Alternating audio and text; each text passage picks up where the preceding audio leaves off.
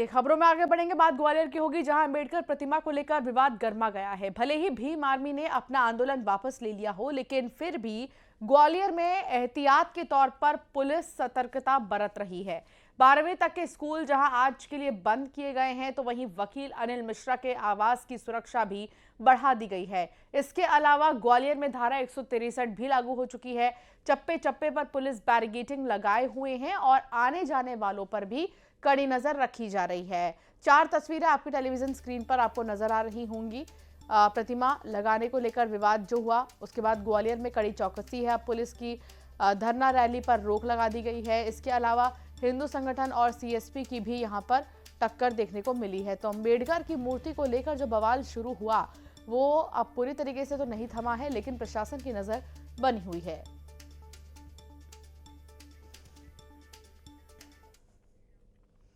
तो दूसरी तरफ ग्वालियर में अंबेडकर प्रतिमा को लेकर छिड़े विवाद पर अब सियासत तेज हो गई है। मामले में कांग्रेस ने इसे बीजेपी का षड्यंत्र बता दिया है। पूर्व नेता प्रतिपक्ष डॉक्टर गोविंद सिंह ने इस विवाद को आरएसएस, हिंदू संगठन और बीजेपी का षड्यंत्र करार दिया है। उन्होंने कहा है कि जो पार्टी बाबा साहेब के संविधान से चलने की बात करते हैं, वही पार्टी प्रतिमा पर विवाद खड़ा कर रही है। आम लोगों का इस आंदोलन से कोई लेना देना नहीं है। कुछ चुनिंदा लोग ग्वालियर का माहौल खराब करना चाहते हैं। मामले में बीजेपी की तरफ से भगवान दास सबनानी का कहना है कि मामला कोर्ट में प्रतिमा लगाने का है और कोर्ट को ही इस पर फैसला लेना है। कांग्रेस ऐसे मामलों में आगे भी घी डालने का काम करती आई है। उसने कभी भी बाबा साहेब के सम्मान के लिए कुछ भी नहीं किया। तो अब आरोप और प्रत्यारोप का दौर देखने को मिल रहा है। बीजेपी अपनी तरफ से बातें रख रही है, तो कांग्रेस भी अपनी प्रतिक्रिया दे रही है। ये पूरे के पूरे दोषी भारतीय जनता पार्टी की सरकार है। उसके द्वारा विश्व हिंदू परिषद, ये लोग और हिंदू आरएसएस के लोग इस घटना उछाल रहे हैं पीठ पीछे। बात करते हैं अम्बेडकर के संविधान की कसम खाते हैं शपथ, और उसके बाद करते हैं ठीक उसका विरोधी काम। ग्वालियर में कोई संघर्ष नहीं है, आम जनता शांति से रहना चाहती है। वहाँ सभी धर्मों के लोग भाईचारे के साथ रहना चाहते हैं, परंतु केवल कुछ लोग जो राष्ट्रीय स्वयंसेवक संघ या विश्व हिंदू परिषद और भारतीय जनता पार्टी के लोग हैं, वो लोग ही इसको उछालकर पीठ पीछे सह देकर कर रहे हैं। देखिए, जब ये घटना हुई, क्योंकि न्यायालय का परिसर है और न्यायालय परिसर में मूर्ति लगेगी कि नहीं लगेगी, ये माननीय वहाँ जो बैठे हमारे मुख्य न्यायाधीश हैं उनको तय करना है। उसमें कहीं बाहर के व्यक्ति का कोई हस्तक्षेप नहीं है। माननीय मुख्यमंत्री जी ने उसी समय बहुत स्पष्ट कर दिया था, क्योंकि मध्य प्रदेश में कांग्रेस एक प्रकार से ऐसा संगठन है जिसके पास कुछ है ही नहीं करने के लिए, तो वैमनस्यता कैसे फैलाई जा सकती है, यह प्रयास वो कर रहे हैं। जिन्होंने डॉक्टर भीमराव अंबेडकर के जीते जी और उनकी उन प्रतिभा को नकारने का काम किया, उनकी प्रतिभा को कभी सम्मान नहीं दिया, आज घड़ियाली आंसू बहा करके केवल वोट हासिल करने का एक जरिया बनाना चाहते हैं। डॉक्टर भीमराव अंबेडकर जी के जन्म स्थान से लेकर के उनके महापरिनिर्वाण तक जितने भी काम हुए हैं, वो हुए केवल भारतीय जनता पार्टी की सरकारों में हैं। हमारे साथ जुड़ गए हैं खास मेहमान, इस पर ज्यादा बातचीत करेंगे, इस पर हम चर्चा करेंगे। अंबेडकर की प्रतिमा पर आर या पार। अजय सिंह यादव हमारे साथ है, बीजेपी के प्रवक्ता, और डॉक्टर राम पांडे हमारे साथ है, कांग्रेस के प्रवक्ता। अजय जी, सबसे पहला कमेंट आप ही से। कांग्रेस ये कह रही है कि मूर्ति लगाने के पीछे किसी आम व्यक्ति को कोई लेना देना नहीं है, ये षड्यंत्र बीजेपी का है। देखिए, जिस तरह से ये विवाद है, सभी को ये संज्ञान में है कि मामला न्यायालय का है और उच्च न्यायालय के अंदर जो भी निर्णय होता है वो न्यायालय को लेना होता है। वहाँ मध्य प्रदेश सरकार या केंद्र सरकार का किसी भी तरह का कोई हस्तक्षेप नहीं होता है। तो कांग्रेस पार्टी जो समाज में बंटवारे की राजनीति करती है, जिसने बाबा साहब की राजनीतिक हत्या करी, बाबा साहब के सिद्धांतों को कभी नहीं माना, यहाँ तक कि बाबा साहब को किस तरह से राजनीतिक रूप से किनारे लगाने का काम कांग्रेस ने किया, ये सभी लोग जानते हैं। बाबा साहब की जन्मस्थली का निर्माण मध्य प्रदेश में जब 50 साल बाद हमारी सरकार बनी तब करवाया गया महू में। बाबा साहब के पंच तीर्थों का निर्माण भारतीय जनता पार्टी सरकार ने करवाया। तो कांग्रेस पार्टी बंटवारे की राजनीति करने के लिए समाज में आग लगाना चाहती है। कांग्रेस पार्टी और राहुल गांधी की जो राजनीति है वो देश के लिए घातक है। इस तरह के विषय नहीं होना चाहिए और देश चलता है बाबा साहब के संविधान से। कांग्रेस के नेताओं को समझना पड़ेगा कि उनकी ये नापाक राजनीति सफल नहीं हो सकती वही कह रही है। देश की यहाँ पर जनता अजय जी, जानती कांग्रेस का है यही कहना है कि संविधान का राग लगाने वाली बीजेपी ही क्यों आखिर बाबा साहब की मूर्ति लगाने नहीं दे रही है, आखिर क्या वजह है?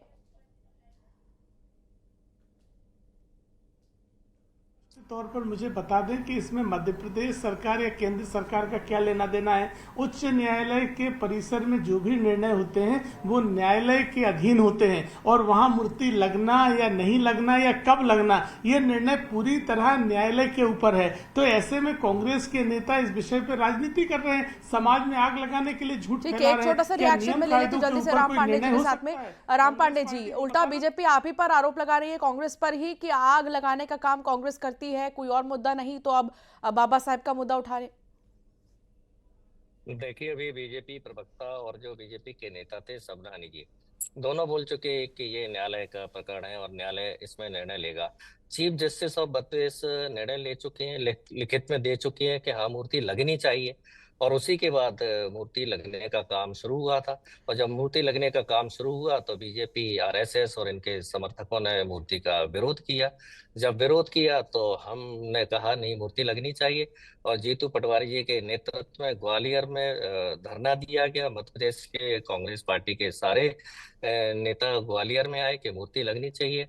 तो भारतीय जनता पार्टी ने एक बार भी नहीं कहा है कि हाँ मूर्ति लगनी चाहिए। तो भारतीय जनता पार्टी पहले अपनी राय तो निश्चित करे कि यदि कोर्ट की बात मानना है तो कोर्ट ने निर्णय दे चुका है और कोर्ट निर्णय अपना लिखित में दे चुका है। और उसके बाद फिर ये आग में घी लगाने का काम कौन कर रहा है? भाई दोनों तरफ आप लगा रहे हैं। अब जो लोग हैं भारतीय जनता पार्टी के, जो लोग समर्थक हैं, वो एक महापुरुष के विरोध में दूसरे महापुरुष को खड़ा कर रहे हैं। जब पूरा देश जानता है संविधान निर्माता बाबा साहब डॉक्टर भीमराव अंबेडकर हैं, तो ये आरएसएस और बीजेपी वाले राव साहब को उनके विरोध में खड़ा कर रहे हैं, जैसे कि भारतीय जनता पार्टी की राजनीति है कि एक महापुरुष को नीचा दिखाने के लिए दूसरे महापुरुष को खड़ा कर दिया जाए। आज भारत में संविधान निर्माता भारतीय जनता पार्टी को छोड़कर बाबा साहब को सभी मानते हैं। कांग्रेस पार्टी, गांधी जी, नेहरू जी, पटेल जी, उन्हीं ने तो आमंत्रित किया था कि आप हिंदुस्तान में इस समय सबसे योग्य हैं, कानून के जानकार हैं और आप संविधान का निर्माण कीजिए। और जब से उनको संविधान निर्माता कहा जाता है और जब संविधान बन गया तो भारतीय जनता पार्टी के जो उस समय समर्थक थे, आरएसएस, हिंदू महासभा, इन्होंने पुतले जलाए। इन्होंने कहा नहीं, मनुस्मृति लागू होनी चाहिए, भेदभाव होना चाहिए, छुआछूत होना चाहिए, ये वोट देने का अधिकार महिलाओं को नहीं होना चाहिए। लेकिन हमने सब कुछ संविधान में डाला जो भी अच्छे से अच्छा हो सकता था। दुनिया का संविधान पढ़ा, सारे जो जितने भी धर्मशास्त्र है वो पढ़े। तो जी अजय जी से एक रिएक्शन ले लेती हूँ। अजय जी, कोई आपत्ति नहीं है और अगर वाकई में आपत्ति नहीं है बीजेपी को भी, तो फिर कांग्रेस का यही कहना है कि अगर मूर्ति लग रही है तो साथ में खड़े तो रहिए। देखिए, मुझे कांग्रेस के प्रवक्ता की बात सुनकर अच्छा लगा जो बाबा साहब का गुणगान कर रहे हैं। अरे ये वो कांग्रेस पार्टी जिसने 50 साल तक बाबा साहब को भारत रत्न तक नहीं मिलने दिया, जबकि पंडित जवाहरलाल नेहरू से लेके इंदिरा गांधी तक ने अपने जीते जी स्वयं भारत रत्न ले लिया और आज ये बाबा साहब को संविधान निर्माता के तौर पर सम्मान देने की बात कर रहे हैं। तो तब कहाँ चली गई थी कांग्रेस पार्टी जब बाबा साहब को चुनाव हरवा रहे थे, जब बाबा साहब के जन्म स्थल और उनके तीर्थों को सम्मान कांग्रेस की सरकारों ने नहीं मिलने दिया और बाबा साहब के संविधान की धज्जियां उड़ाई। 100 बार संविधान संशोधन किए, 90 से ज्यादा चुनी हुई सरकारों को अकेला इंदिरा गांधी ने डिसॉल्व किया। तो कांग्रेस पार्टी बाबा साहब के नाम पर झूठ बोल रही है, झूठी राजनीति कर रही है और जो इस मामले में विरोध कर रहे हैं वो भी कांग्रेस के ही पूर्व नेता हैं। कांग्रेस पार्टी उसका भी जिक्र कर रहे हैं हर जगह। देखिए, राहुल गांधी तो देखिए, राहुल गांधी तो केवल और केवल देश में आग लगाना चाहते हैं। कभी कहते हैं देश में जैन जी के नाम पर पड़ोसी देशों जैसा संग्राम होने वाला है, देश में आग लगने वाली है। कभी पिछड़े वर्ग के नाम पे, कभी बाबा साहब के नाम पे केवल और केवल देश में भावनाएं भड़काने का काम कर रहे हैं। कांग्रेस पार्टी की राजनीति निंदनीय है। देश का सौहार्द बिगाड़ने के लिए कांग्रेस के नेता इस तरह की बातें कर रहे हैं। न्यायालय के परिसर में जो भी निर्णय होगा वो न्यायालय के नियम कायदों के अनुसार होगा। ऐसे में कांग्रेस के नेता राजनीति कर रहे हैं। 50 सालों तक आपकी सरकारें रही, आपने क्यों नहीं लगवा दिया? आप तो भारत रत्न तक नहीं दे पाए थे बाबा साहब को। तो ये वो कांग्रेस पार्टी है जो अब घड़ियाली आंसू बहा रही है। इन्हें ना बाबा साहब की मूर्ति से मतलब है, ये तो चाहते हैं कि किसी तरह समाज में माचिस लेके घूमो और आग लगा के राजनीतिक लाभ ले सकें। राम पांडे जी।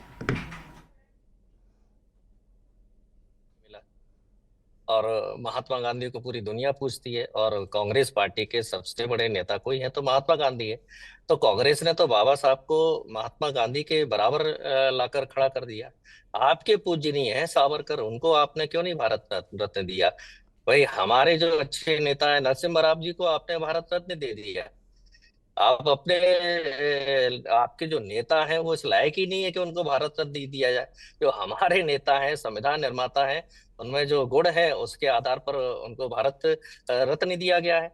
और जहां तक उनके ठीक है, आप बने रहिए हमारे साथ। एक बड़ी खबर इस बीच आ रही है रायपुर से इस वक्त की, मैं दोबारा इस पर चर्चा करूंगी।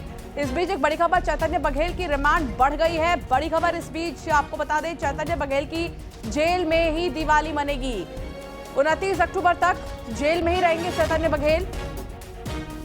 रायपुर से बड़ी खबर आपको बता रहे हैं, चैतन्य बघेल को अभी राहत नहीं है और 29 अक्टूबर तक जो रिमांड है वो बढ़ गई है। चैतन्य बघेल की इस बार की दिवाली कह सकते हैं अब जेल में ही मनेगी। युगल तिवारी संवाददाता साथ जुड़ गए। युगल, क्या अपडेट?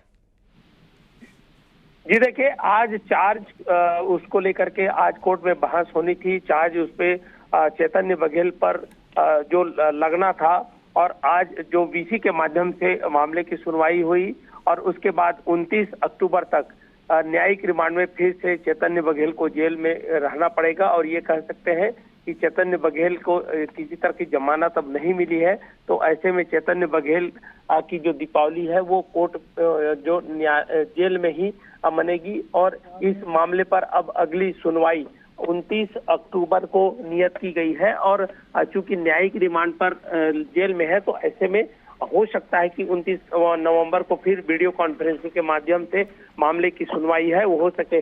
फिलहाल 29 अक्टूबर तक अब चैतन्य बघेल को फिर से न्यायिक रिमांड पे जेल पर ही रहना होगा। हवाला क्या दिया गया कोर्ट में? युगल, इसको लेकर कोई जानकारी आपको मिल पा रही है जिसकी वजह से रिमांड बढ़ी? जी देखिए, जो आरोप चैतन्य बघेल पर लगे हुए हैं, आज उसको जांच एजेंसियों द्वारा चार्ज लगाना था, कोर्ट में चार्ज लगना था। और उस चार्ज में चूंकि हो सकता है कि चार्जशीट काफी लंबा चौड़ा है तो ऐसे में जो बचाव पक्ष के वकील है उनका कोई तैयारी अगर नहीं होगी या फिर कोई अलग कारण है, फिलहाल कारण का तो उल्लेख नहीं किया गया है, लेकिन इस जो आरोप पर आज चार्ज लगना था और चूंकि वीडियो कॉन्फ्रेंसिंग के माध्यम से सुनवाई हुई, ऐसे में जो इसको जो तारीख है उसे बढ़ाई गई है। 29 अक्टूबर को फिर अगली जो रिमांड की अवधि है वो बढ़ाई गई है। जी, यानी दीपावली, धनतेरस सब कुछ अब जेल में ही मनेगी चैतन्य बघेल की? युगल जी बिल्कुल, आप ये कह सकते हैं। चूंकि जमानत के लिए अलग उनके जो बचाव पक्ष के वकील हैं वो ट्राई कर रहे हैं, यहाँ लोअर कोर्ट से लेकर के हाई कोर्ट तक का दरवाजा वो खटखटा रहे हैं। और इसी तरह जमानत की अगर लाभ नहीं मिला है तो ऐसे में दीपावली चैतन्य बघेल को कोर्ट में ही मनानी पड़ेगी। ठीक है, बहुत शुक्रिया जानकारी साझा करने के लिए। और इससे पहले चर्चा लगातार चल रही थी अंबेडकर की प्रतिमा को लेकर, जिस तरीके से विरोध देखने को मिला और उसके बाद आरोप और प्रत्यारोप के दौर जो है शुरू हो गए। अब इस पर छिड़े विवाद पर सियासत तेज हो गई है। बीजेपी को लगातार, जहां कांग्रेस ने कहा कि ये षड्यंत्र है बीजेपी की तरफ से, नेता प्रतिपक्ष डॉक्टर गोविंद सिंह ने इस पर बयान दिया है। तो वहीं लगातार अब कई सारी प्रतिक्रियाएं सामने आ रही हैं। हमारे साथ दो खास मेहमान भी जुड़े हुए हैं, अजय सिंह यादव हमारे साथ जुड़े हुए बीजेपी से और हमारे साथ डॉक्टर राम पांडे भी जुड़े हुए हैं। लगातार चर्चा अभी भी जारी ही है। कांग्रेस का आरोप ये भी है एक तरह से अजय जी कि आरएसएस और बाकी के जो मानसिकता है वो बीजेपी जो है हर जगह लागू करना चाह रही है और इसीलिए प्रतिमा लगाने पर बीजेपी को आपत्ति है।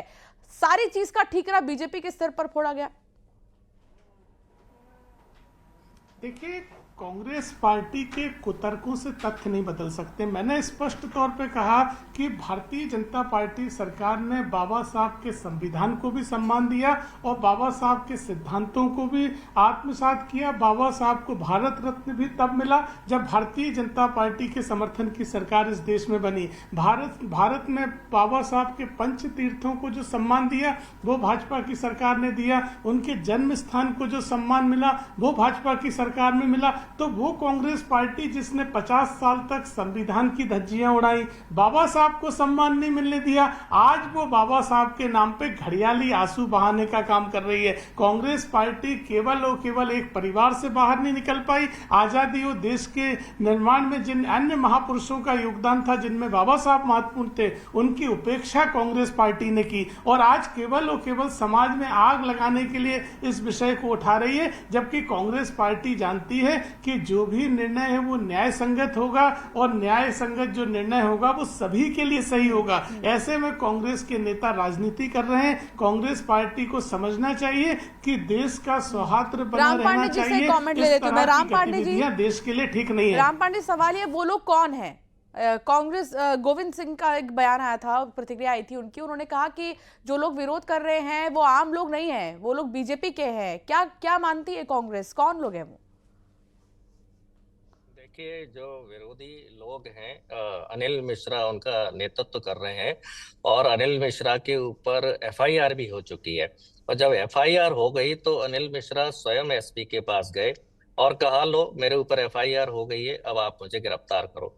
अब जिस इंसान ने अंबेडकर जी की मूर्ति का विरोध किया और जो आज ग्वालियर चंबल में एक संघर्ष की स्थिति बनी हुई है, उस पर एफआईआर हुई और दोषी आरोपी स्वयं एसपी ऑफिस में पहुंचता है, सारे पुलिस वाले उपस्थित रहते हैं, एसपी उपस्थित रहते हैं, कहते हैं मुझे गिरफ्तार कर लो, और गिरफ्तार नहीं किया।